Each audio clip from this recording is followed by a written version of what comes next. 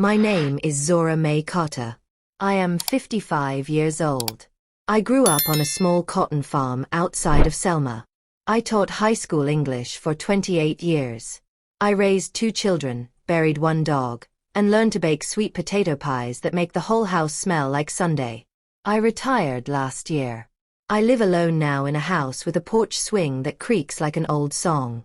I thought I had the simple life figured out until the day I found the papers. Before I begin the story, if you want more true feeling stories like this one, please subscribe to the channel, like this video, and turn on notifications so you do not miss the next chapter. Tell me in the comments below what part of the country you are watching from. I want to know who is with me. Your support helps me tell more stories that matter. We start on a Tuesday because cruel things like this do not wait for Friday. I was at the clinic that morning, folding bandages, when a man I did not expect walked in. His name is Amos Walker. Amos and I had been married for 29 years. He used to whistle while he hung the laundry. He used to take my hand and say, "You are the only one who keeps me straight." We have the pictures to prove it, our wedding under a magnolia tree, the twins at 5, me holding a diploma I worked for. But that morning Amos did not whistle. He wore a suit that smelled like someone else. He came with papers. He did not hand me the papers across a kitchen table. He slid them across the counter at the clinic where I was volunteering. He did not look me in the eye. He told me he had signed the things at the lawyer's office last week. He said the word divorce like it was a grocery list item. I smiled because I thought he was joking. He did not laugh. He said his name was on the papers. So was mine. And so was my mother. My mother is Luria Tate. She raised me in a house that never had a locked back door. She sang hymns and cursed bad weather. She taught me how to mend shirts and how to keep pride even when the world tried to teach you shame.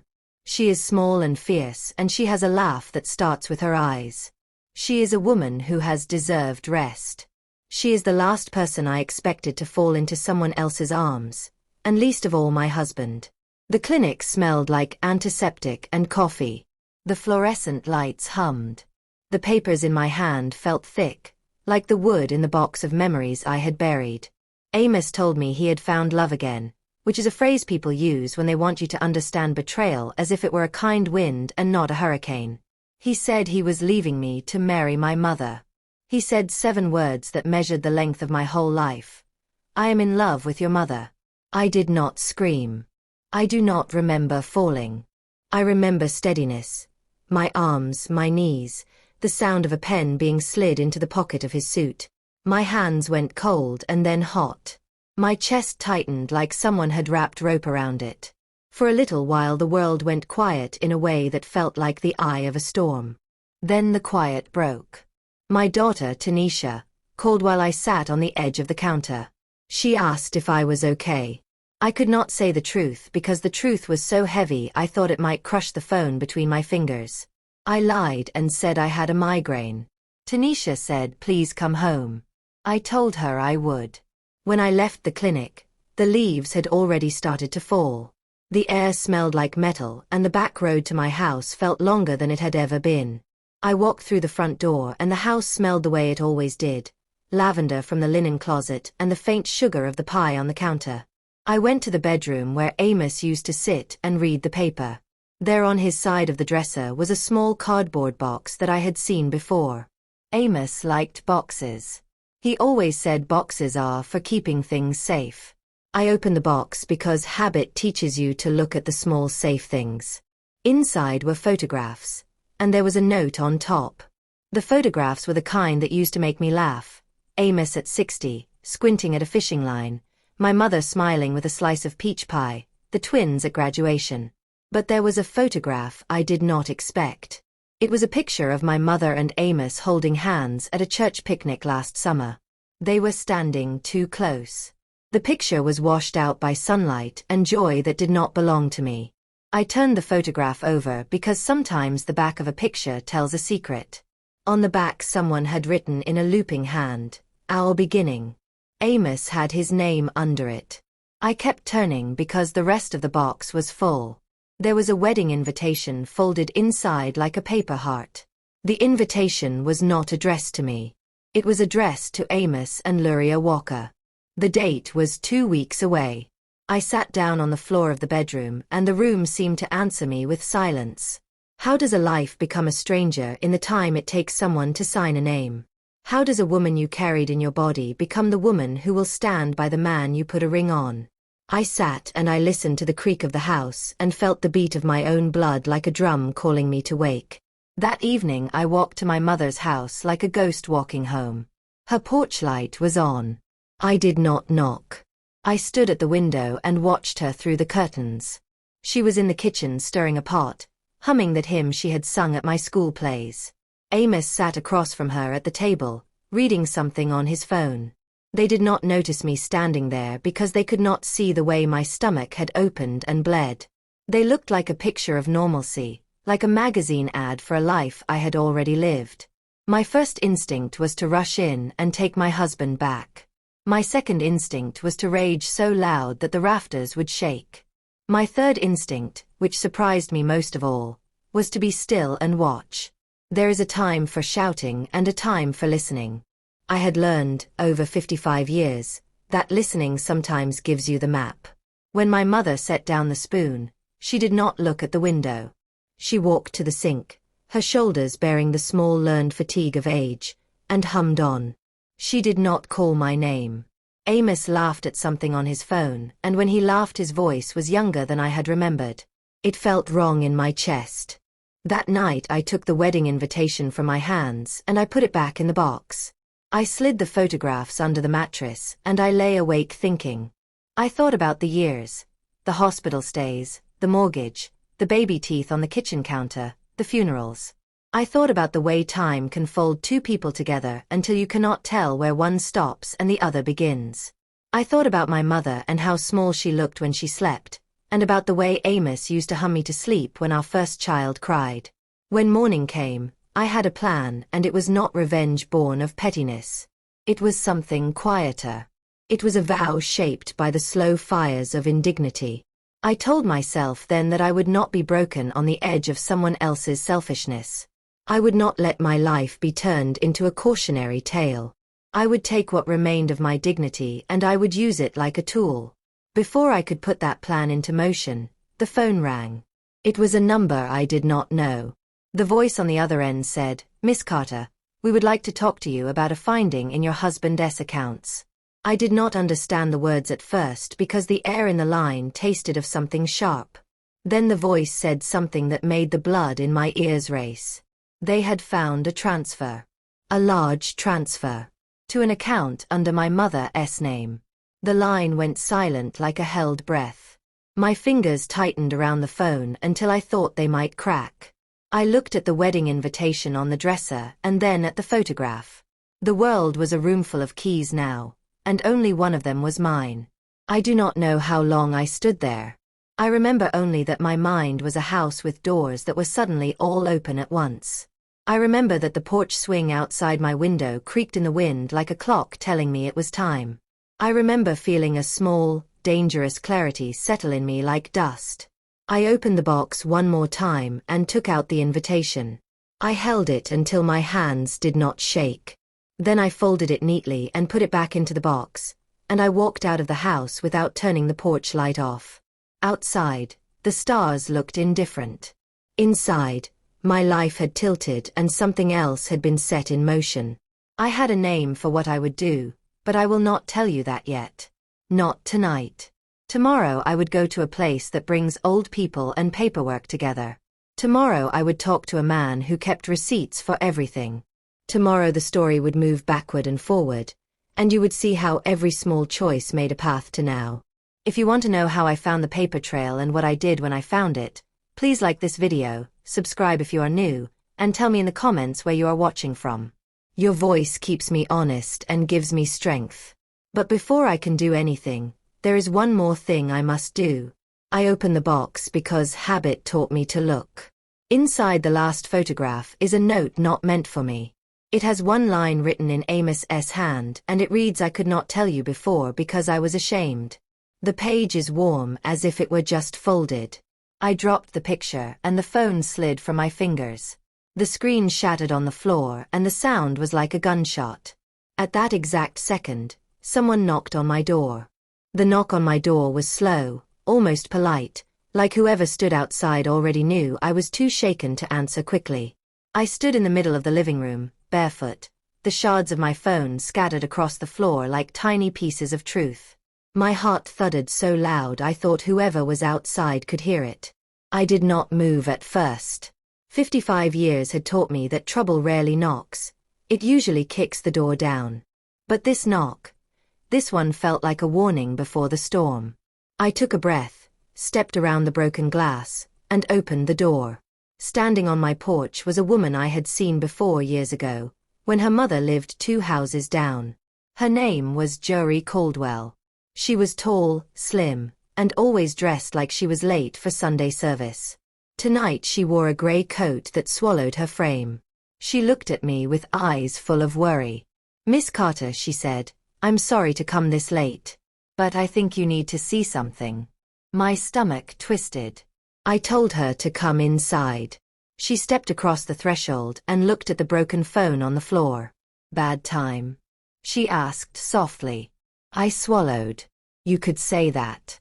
Jory reached into her coat pocket and pulled out a small brown envelope, the kind you'd expect to hold receipts or medical bills. She placed it in my hand like it was something fragile. "This was in my mailbox by mistake," she said. "It has your mother's name on the return address, but it was sent to you." I froze. "My mother mailed me something?" I whispered. "No." Jory paused. "Not your mother." The handwriting looked, well, different. I stared at the envelope, afraid to open it. The return address read Tate Home Care Center. That was the assisted living home where my mother volunteered on weekends, but she hadn't lived there. Not yet. Why would something come from there? I asked. Jory shook her head. "I don't know. But something told me you should read it now." She excused herself after that, leaving me alone with the little brown envelope that felt heavier than anything inside my house. I sat on the couch and opened it carefully. Inside was a single folded paper. I unfolded it, with hands not quite steady, and read the first line. "Zora, I need you to forgive me before you learn the truth." My breath caught. The handwriting. It wasn't my mother's. It was Amos's. I felt a burn in my throat. I kept reading. He wrote, "I never meant for any of this to go so far. I made a mistake and tried to fix it the wrong way. Your mother found something out. Something she never should have known. I'm afraid you will find it too. When you do, please remember I tried to protect you. I just couldn't protect myself." The note ended there. No signature. No explanation. Only those words. Words that wrapped around my chest like a rope. My hands shook so hard that the paper fluttered onto the couch. I picked it up again, forcing myself to read every letter, every curve of his handwriting, looking for lies or clues. Something she never should have known. What had my mother found? What had Amos done? Why had he sent this from an assisted living center he had no reason to be near? A cold understanding began to creep through my bones. This story, my story, was much bigger than betrayal. Something else was moving underneath the surface. Something thick and dark and dangerous. A secret that connected my husband, my mother, and now, me. I stood up and walked back to the bedroom. The box was still sitting on the dresser, quietly keeping its secrets. I lifted the lid, pulled out the wedding invitation again, and held it next to the letter. 2 different handwritings. 2 different versions of truth. But only one betrayal. And I was standing in the middle of it. I didn't know what to believe. Was the affair real? Or was it a cover for something else? Was the marriage a lie? Or the explanation behind it? Why would Amos warn me? Why would he say he was ashamed? Why would he mail me a letter from a retirement facility? My throat tightened as a thought crossed my mind, one I didn't want to consider, but couldn't ignore. What if my mother wasn't the villain? What if Amos wasn't the fool? What if I had been looking at the wrong enemy? Before I could go any further, my doorbell rang. A sharp, fast ring. Not polite this time. Urgent. I hurried to the door, heart racing. When I opened it, the porch light flickered like a bad omen. On the other side stood a man in a navy windbreaker jacket, holding a badge. "Ma'am," he said, his voice firm. "Are you Zora May Carter?" "Yes," I whispered. He took a deep breath. "Ma'am, we need you to come with us. There's been an incident involving your mother." Everything inside me went still. What happened?" I asked, barely breathing. He shook his head slowly. "I think you should see for yourself." My knees weakened.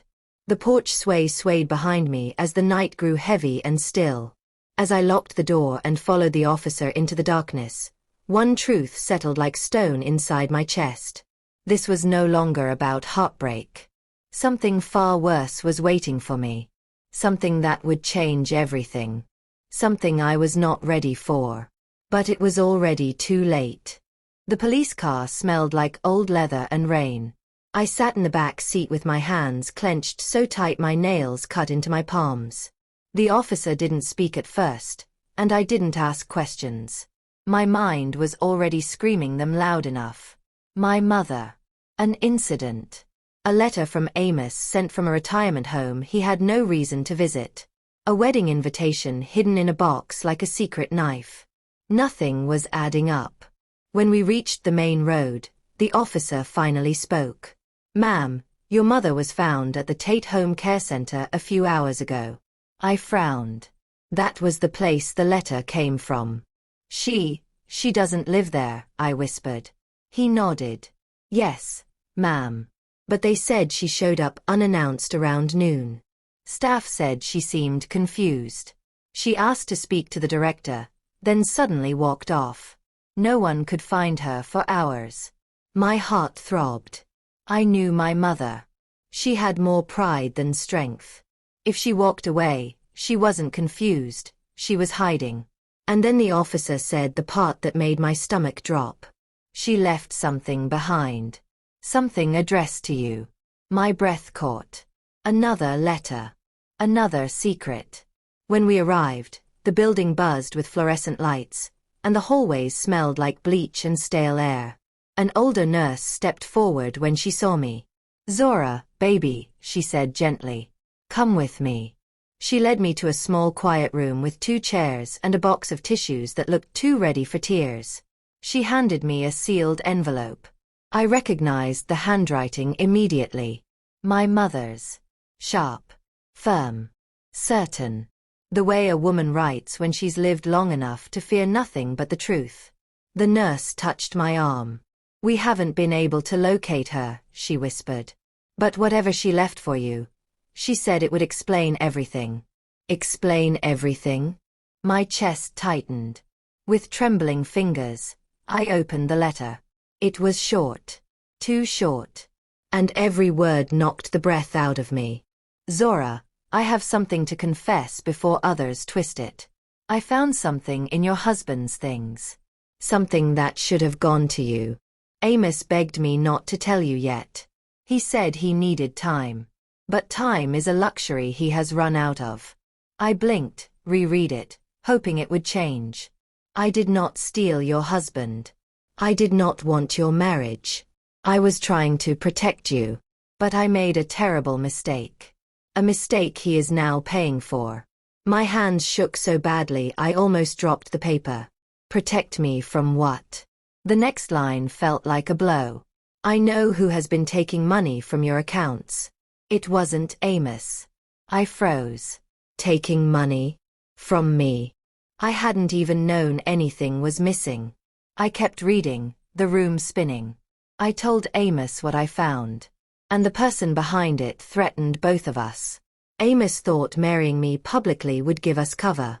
He said he could keep the danger away from you if everyone believed he left you. My breath stopped. My whole body went cold. My mother wasn't betraying me. She was shielding me. And Amos had tried to hide me behind a lie so big it broke me. But then the final paragraph made my mouth go dry. I am going to meet the person tonight. Amos begged me not to go alone, but someone has to draw the truth out. If I am not back by morning, don't call him. Don't call the police. Go to the place where you and I used to feed the ducks when you were 10. Look under the third bench. I stared at the last line. Trust no one else. The nurse touched my shoulder. Honey, you breathing? I tried. I really tried. But understanding hit me hard. My husband and my mother were not enemies. They were hiding the same enemy from me. And my mother was missing. I stood up so fast the chair scraped the floor. I have to go, I whispered. The officer rushed over, blocking my path. Ma'am, you can't leave yet. We need to gather more information. I shook my head. I know where she went. And I know I'm already too late. He reached for my arm, but I pulled away. If I don't move right now, I might never see her again. The officer hesitated, but something in my eyes must have convinced him. He followed me out to the parking lot. Where are we going? He asked. To Willow Creek Park, I said. The duck pond. He frowned. That place is closed at night. I didn't look at him. I know. That's why whoever she went to meet chose it. We drove through the dark, the headlights slicing the night open. My pulse pounded in my ears like a drum. Every turn in the road felt heavier than the last. The closer we got to the park, the more I remembered. My mother's laugh echoing across the water. Her hands dropping crumbs into my palm. Her voice telling me, Zora, sometimes danger hides in the most familiar places. We arrived. The officer stepped out first, scanning the shadows with his flashlight. We walked down the old path toward the pond, the moon casting long, trembling reflections across the water. The benches came into view. First, second, third. My heart almost stopped. Because someone, was slumped over on the third bench. The officer shouted, "Stay behind me," and ran forward with his flashlight raised. I froze halfway down the path, unable to breathe, unable to move. And then he turned to me, eyes wide. "Ma'am, you need to come here." I took a step. Then another. My legs felt like sand. When I reached the bench, I felt the world tilt under me. Because what lay under it, wrapped in a plastic bag, taped shut, was not what I expected. It wasn't a note. It wasn't money. It wasn't another letter. It was a single object. A small black flash drive. My mother had left evidence. And she had vanished before she could tell me what was on it. I stared at it in the officer's gloved hands, my voice shaking. "What is this?" I whispered. He looked at me, his face tense. "Ma'am, whatever is on here, it's not something your mother wanted falling into the wrong hands." The wind rustled the trees. The pond rippled. The night held its breath. And I understood. My life had stopped being a story about betrayal. This was bigger, darker. And someone was willing to destroy my entire world to keep the truth buried. The officer pocketed the flash drive carefully. "We need to get this to the station," he said. I swallowed hard. "No, not yet." I stepped back, my voice rising with a strength I didn't know I still had. "If we walk into that station, and the wrong person is waiting, we may never see my mother again." The officer froze. And in that moment, a loud crack echoed through the trees. A branch, a footstep, or someone watching us. I looked into the darkness, and saw a shadow move. The shadow moved with purpose. Not slow. Not hesitant. Not like someone stumbling through the park at night. It moved like someone who already knew we were there. The officer's hand went straight to his holster. "Stay behind me," he whispered. But I couldn't move. My legs were frozen, my pulse roaring in my ears. The dark shape lingered near the trees, shifting just beyond the reach of the flashlight beam. Then, a soft crunch of dry leaves. Footsteps. Coming closer. The officer aimed his flashlight toward the sound. A narrow trail lit up. Branches swayed. The wind held its breath. And then, a voice. Low. Cautious. Too familiar. Zora? Zora, is that you? My heart stopped. Because that voice belonged to someone I did not expect to see tonight. It was Harold Carter. My older brother. The one who lived 2 states away. The one who called once every 3 months. The one who never visited unless someone died. He stepped out of the shadows like a ghost that had been waiting for the right moment to appear. He looked worn, darker circles under his eyes, a jacket too thin for the cold, hands trembling like he'd already been running. But it was his expression that frightened me most. He looked scared. Truly scared. Harold. I whispered, my voice shaking. What are you doing here? He put both hands up, signaling he wasn't a threat. Zora. You need to listen to me. You're in danger. The officer stepped between us. Sir, stop right there. How do you know this woman? Harold ignored him. His eyes stayed locked on mine. Zora. Where's Ma? The question sliced straight through me. You knew she was missing? I asked. He nodded slowly. She called me earlier. Said she found something she never should have found. Said someone was after her. The officer stiffened. Who? He asked sharply. Who's after her? Harold swallowed, his jaw tight. I can't say out loud. Not here. He looked over his shoulder like the trees themselves were listening. Zora. Did she leave anything for you? My breath hitched. The flash drive. Under the bench. The officer shifted his stance, suddenly defensive. Sir, if you know something, you need to talk at the station. Harold shook his head violently. No. No station. You don't understand.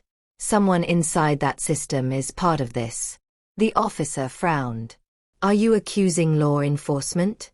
Harold hesitated, which was all the answer we needed. And then he said something that made my skin crawl. They've been tracking her. And now they are tracking you. The wind blew hard, leaves swirling at our feet. The park lights flickered. I rubbed my arms, suddenly cold. Tracking us? I echoed.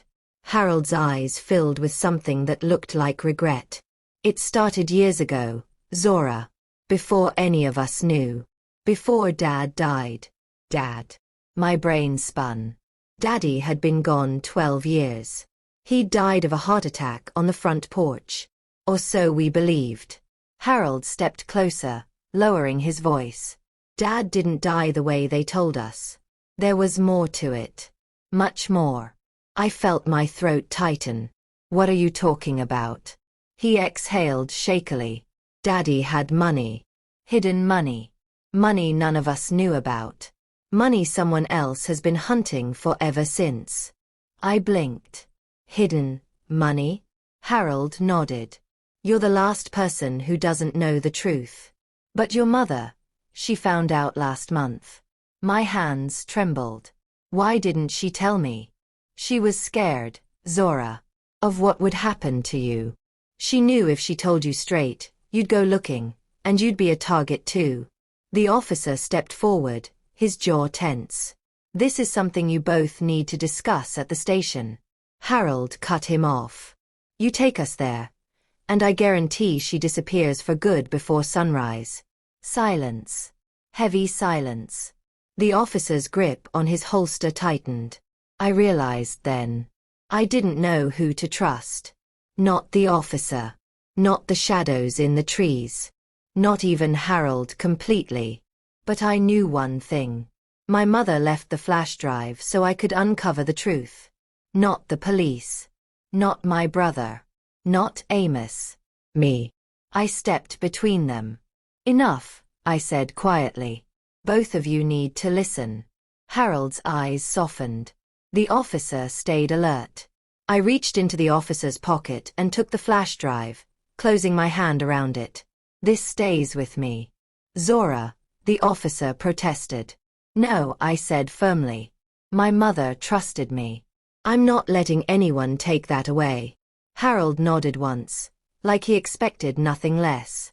The officer looked torn between protocol and instinct.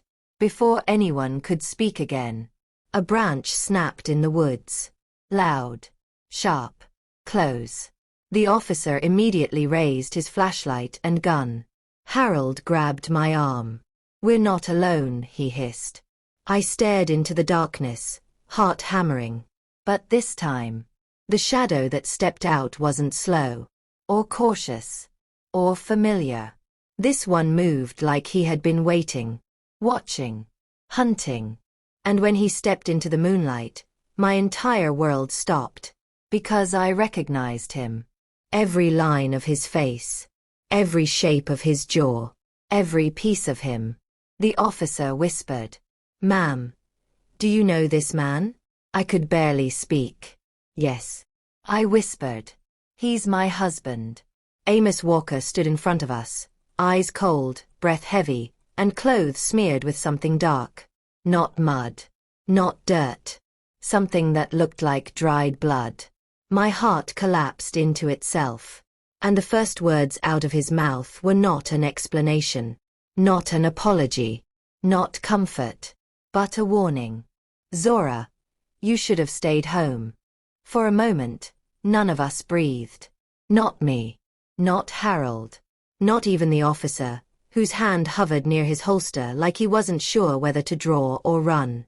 Amos stood there with his chest rising too fast, like he had been running through the woods in the dark. His clothes were smeared with something dark and rusty. Not mud. Not paint. Blood. My knees weakened. My voice came out thin. "Amos, what happened? Where is my mother?" He didn't answer. His eyes were fixed only on me. "Zora," he whispered, "why didn't you listen to me?"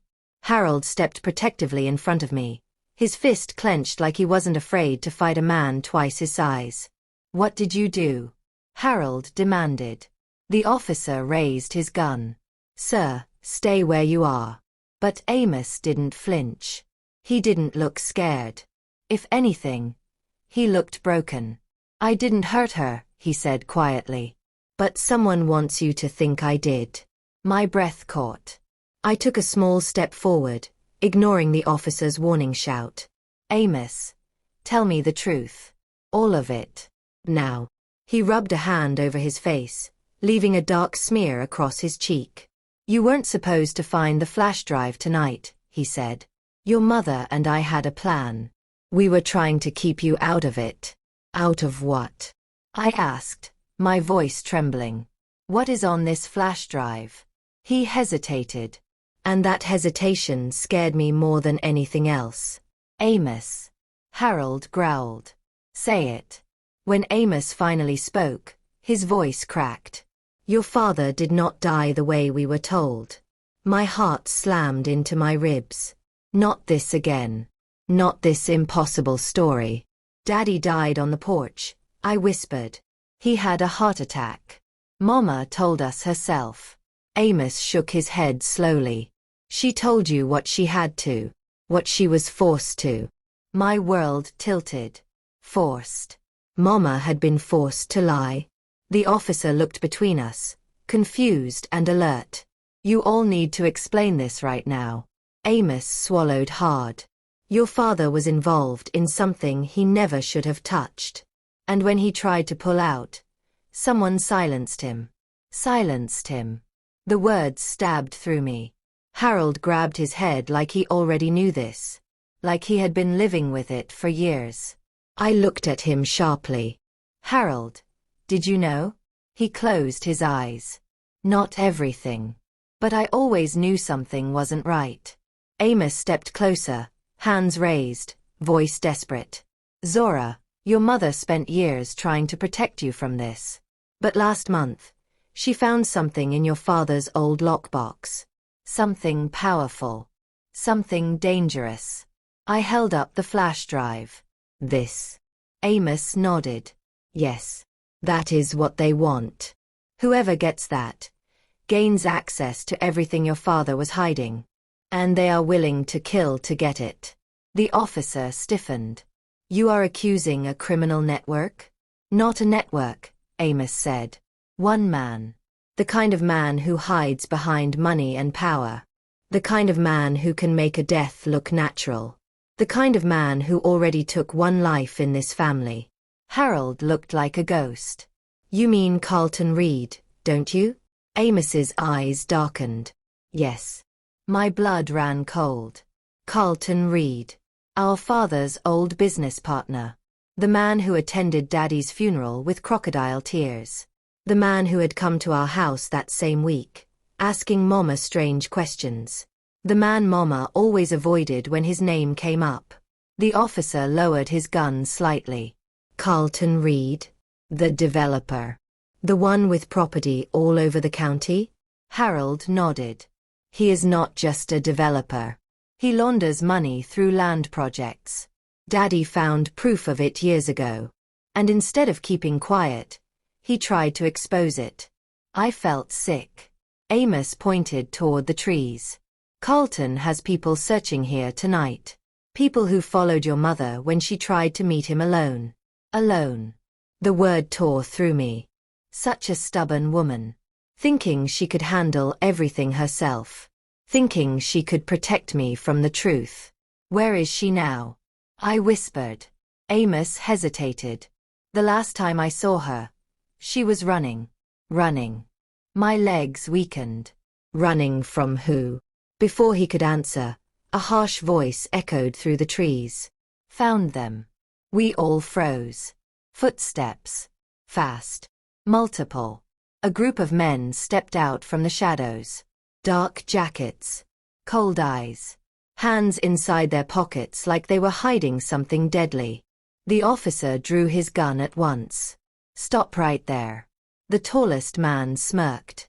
Oh, officer. You really think that gun is the brightest idea? In a flash, two more figures appeared behind us. We were surrounded. My heart pounded like thunder. Harold leaned close to me.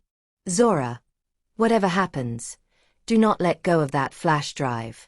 The leader stepped forward. We need the drive, he said calmly. Give it to us, and nobody has to get hurt. My throat tightened. I shook my head. No. He chuckled. It was not really a question. He raised his hand. And then, a scream. A woman's scream. Sharp. Familiar. Terrified. From somewhere deeper in the woods. Help me. Zora. Baby, help me. My mother. Alive. I dropped everything inside me and ran. Ignoring the officer. Ignoring Harold. Ignoring Amos shouting my name. I ran toward the sound of her voice, branches tearing at my arms, breath burning in my chest. Mama. Mama, I am coming. The flashlight beam from behind bounced wildly, men shouting, footsteps crashing through the bushes. I broke through the trees into a clearing. And then I stopped dead in my tracks. Mama was there. On the ground. Hands tied. Face bruised. Tears streaking down her cheeks. But that wasn't what made me go still. Standing behind her, holding her by the shoulder, was Carlton Reed himself. Smiling. Cold. Cruel. Confident. Like he had already won. Zora May, he drawled. You made this so much easier by showing up. My chest tightened in terror. Mama reached toward me. Baby, run. Carlton pressed something sharp against her neck. No. Stay right where you are. My heart cracked open. His eyes flicked to my left hand. Now, bring me the flash drive. I felt everything inside me shift. Fear. Shock. Heartbreak. Then something else. Strength. Because I finally understood the truth. This was never about Amos. Never about my mother. Never about betrayal. This was about survival. I stepped forward. Slow. Steady. The flash drive hidden in my fist. Carlton's smile widened. Good girl. But he didn't know what I knew. He didn't know what I planned. He didn't know the woman he was dealing with. He didn't know that this time he picked the wrong mother's daughter. Carlton Reed tightened his grip on my mother's shoulder, and she winced in pain. The moonlight caught the metal in his hand. A knife. Small but sharp enough to make its threat clear. My breathing slowed. Fear wanted to take over, but something deeper rose inside me. Something older, stronger. The same strength my mother used to hold when storms tore our roof and she still sang hymns. Carlton smirked when he saw me step forward. "That's right, Zora May. Bring it here. Now." Behind me, I heard chaos, officer shouting, Harold calling my name, Amos crashing through branches trying to catch up. But I kept my eyes locked on Carlton. I had to think. I had to be smarter than the monster who had destroyed my father and nearly destroyed the rest of us. I lifted my hand slightly, letting him see just the edge of the flash drive. "You really think this will save you?" I asked, my voice steady though my insides trembled. Carlton laughed. "Oh, Zora, that little stick is worth more than you know. It's not just evidence. It's access. To accounts. To land. To money your daddy thought he could hide from me." My jaw tightened. "Daddy never hid anything from you," I said softly. "You stole from him. And when he wouldn't help you launder your money, you killed him." Carlton's smile vanished. His eyes hardened into stone. "Your father made a choice," Carlton said coldly. "And I made mine." He pressed the knife slightly into Mama's skin. She gasped, tears spilling down her face. "Baby, don't you give him anything," she cried. "You hear me? Don't." Carlton jerked her head back. "Hush." I stepped forward again. One more step. Then one more. "Let her go, Carlton. Let her go and I will hand this over." Behind me, Harold hissed, "Zora, don't you dare." I ignored him. Carlton's eyes gleamed with victory. "Good. Good. Come closer." But when I reached 10 feet away, I stopped. "Before I give you anything," I said, voice even, "I need proof she's alive. Let her speak to me. Let her stand on her own feet." Carlton rolled his eyes. "This is not a negotiation." I lifted the flash drive higher. "Then enjoy prison." Those 3 words froze him. Because he knew I wasn't bluffing. He knew I had enough evidence in my hand to end him for good. A long, tense silence stretched between us. Finally, he gritted his teeth and yanked Mama upward. She stumbled but stood. "Say something," he ordered. Mama looked at me, shaking. "Baby, don't throw your life away. I will be fine. Just..." Carlton shoved her shoulder and cut her off. "Enough." I felt a surge of anger rise in me like fire. Carlton Reed thought he was the only one who knew how to play this game. But he had forgotten one thing. He taught my father to be careful. My father taught my mother. And my mother. She taught me. I lowered my hand just enough to make him think I was giving up. "Fine," I said. "You want it. Come get it." He smiled, releasing Mama's shoulder just slightly. Not fully, but enough. He stepped toward me, knife still in hand. And that's when everything happened at once. Mama stumbled to the side, on purpose. She dropped like she had fainted. Carlton turned his head in surprise. Just 1 second. Just long enough. Harold sprang forward from the dark, tackling one of the men behind us. The officer shouted, "Police! Drop your weapons." 2 more men rushed him. And Amos. Lord help me. Amos charged straight at Carlton like he had no fear of dying tonight. Carlton swung the knife wildly, slicing Amos's arm. Blood sprayed. Amos grunted but didn't stop. "Run, Zora," he yelled. But I didn't run. Because Carlton was no longer focused on Mama. He turned back to me, eyes wild, teeth clenched, knife raised high. "Give it to me," he roared. And he lunged. Time slowed. I felt something cold and calm settle inside me. I stepped aside. One clean step. Carlton's momentum carried him forward. Too fast. Too far. Too desperate.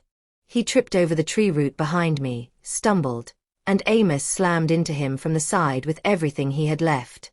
The knife flew from Carlton's hand. He hit the ground hard. Very hard. His head struck a rock with a sickening crack. Everything went silent. The men who had surrounded us froze. The officer pointed his gun. Nobody move. Harold got Mama free. She sobbed into his chest as he held her up.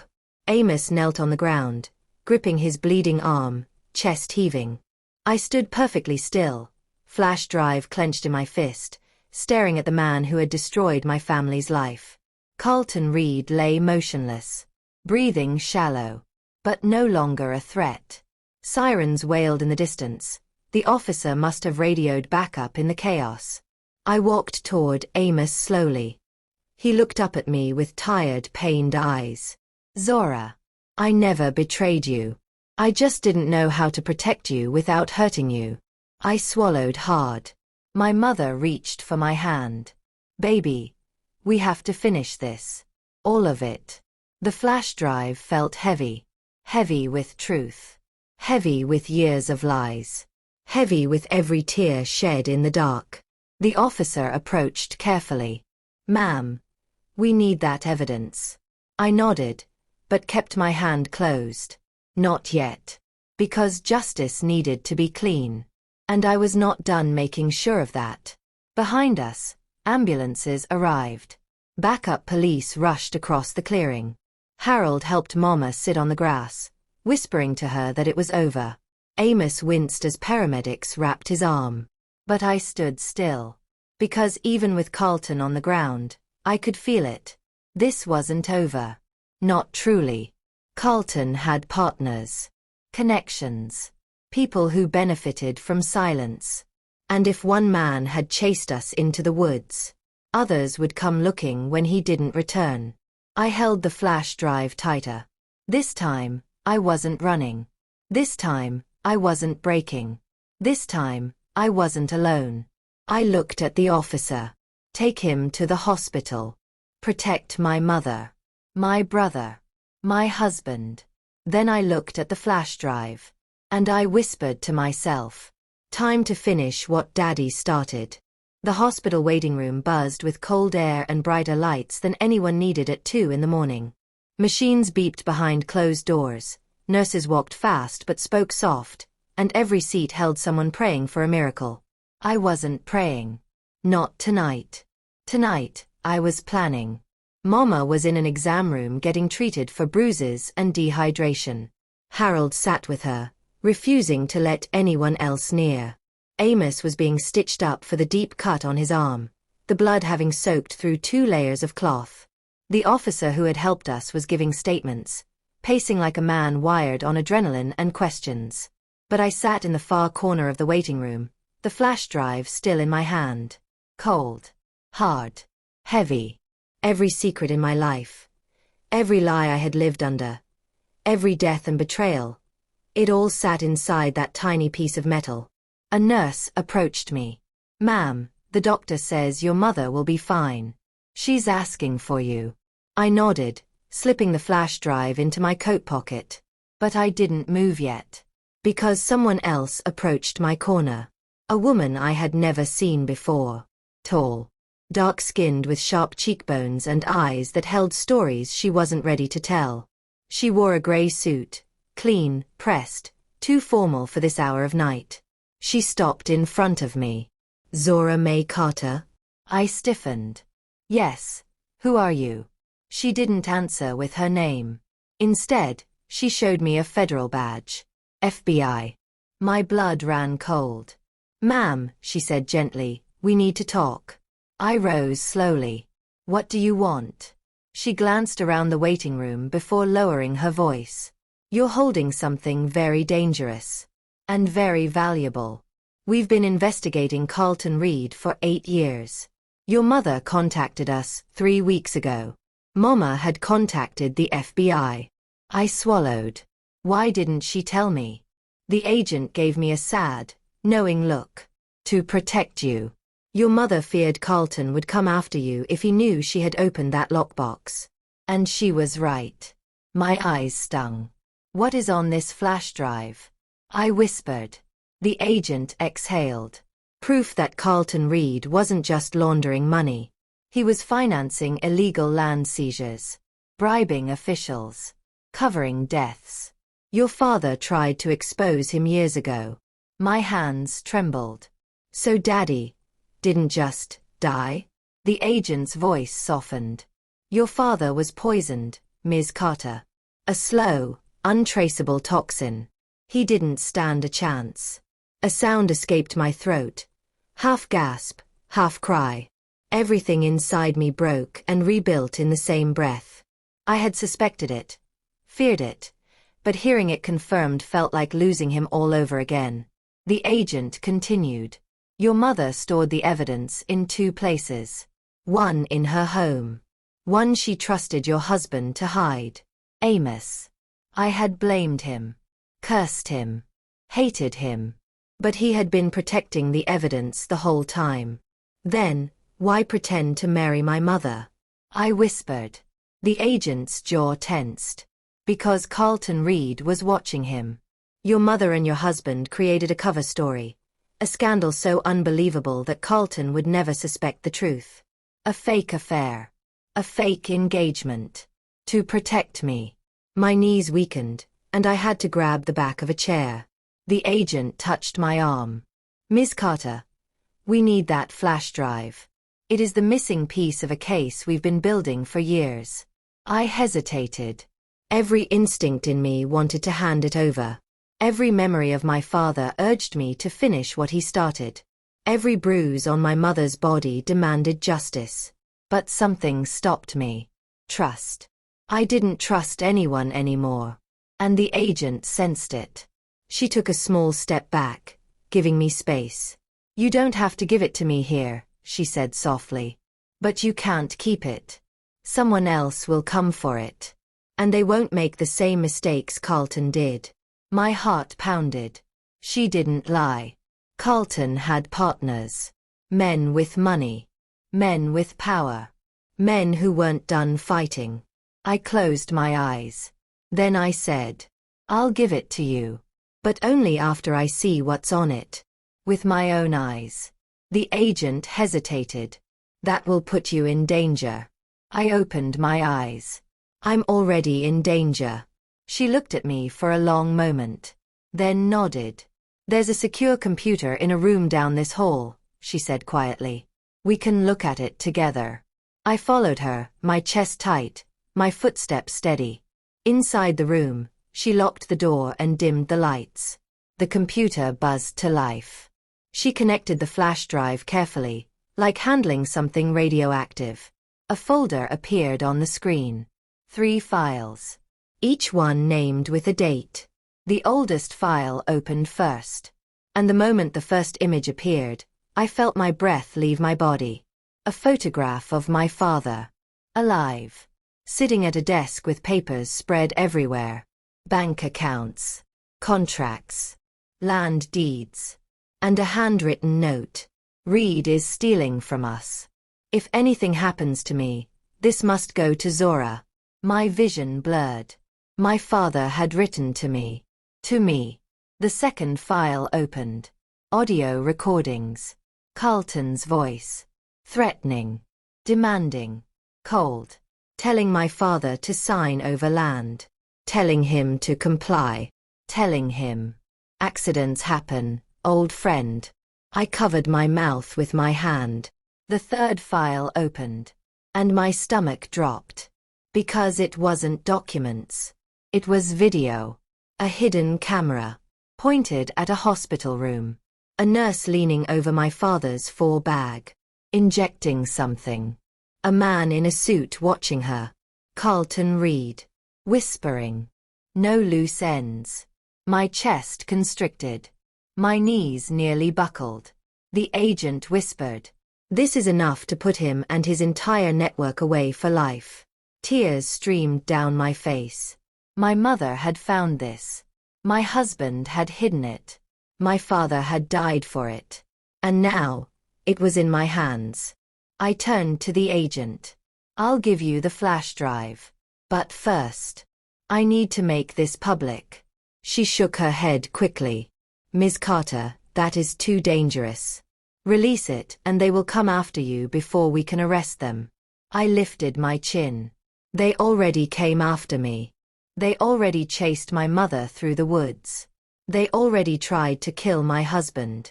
The agent didn't argue, because she knew I was right. And that's when the computer screen flickered, glitched, then went black. The room lights cut out. A metallic click sounded outside the door. Then, the agent's face went pale. They found us. I froze. Who? The agent pulled out her weapon. Not my people. Footsteps filled the hallway. Heavy. Fast. Dangerous. Someone pounded on the door. Hard. The agent whispered. Zora. Get behind me. But I didn't move.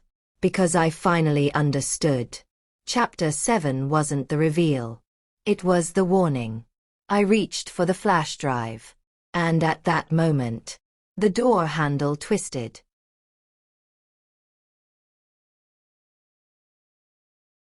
The door handle twisted slowly. Too slowly. Like whoever was on the other side wanted me to feel every second of fear. The lights were dead. The computer screen was black. The FBI agent stood in front of me with her gun trained on the door, shoulders tight, breath steady. Then, a deep voice from outside.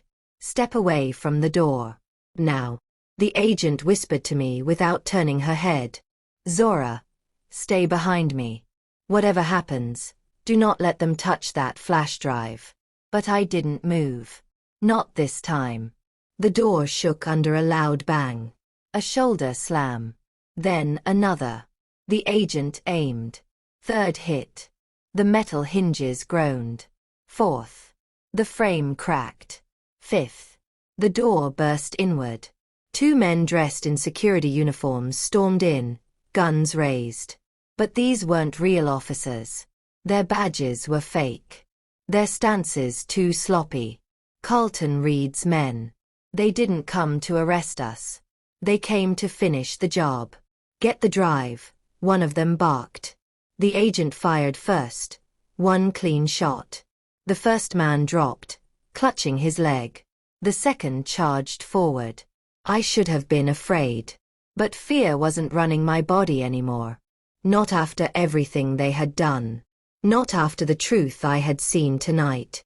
I grabbed a metal tray off a nearby counter and swung it with every drop of strength left in my bones. It cracked across the man's face. He stumbled back, blood streaming from his nose. The agent moved like lightning, kicking his legs out, pinning him to the floor. But just when she reached to cuff him, a hand grabbed her ankle from the hallway. Another man. A third. He yanked her down so hard her head hit the tile. My heart stopped. Agent. I cried. The man stepped into the room, tall, heavy, wearing a black coat. His eyes locked on me like he already knew exactly who I was. Give me the drive, Zora. Now. I clutched it tighter. No. He stepped closer. Your father died because he was stubborn. Don't make the same mistake. Those words. Those exact same words. Were the last words Carlton Reed spoke to my father in the audio recording. My stomach twisted. How many men were tied to this evil? He aimed his gun at my chest. I said, give me the drive. His finger tightened on the trigger. But he didn't see what I saw. Down the hall, two figures appeared. Moving fast. Limping. But determined. Harold. And Amos. I hadn't even heard them coming. Harold shouted, Zora, move. Before I could react, the agent rolled onto her side, kicked a metal supply cart hard, and sent it crashing into the man with the gun. I dove to the left. The gun fired. The bullet slammed into the wall inches from my head. Amos tackled the shooter, ignoring the pain in his stitched arm. They fell into a violent struggle on the floor. Harold rushed in to help, grabbing the gun and sliding it across the room. The agent rose unsteadily, dizzy but furious. "Stop. Federal agent. Stay down."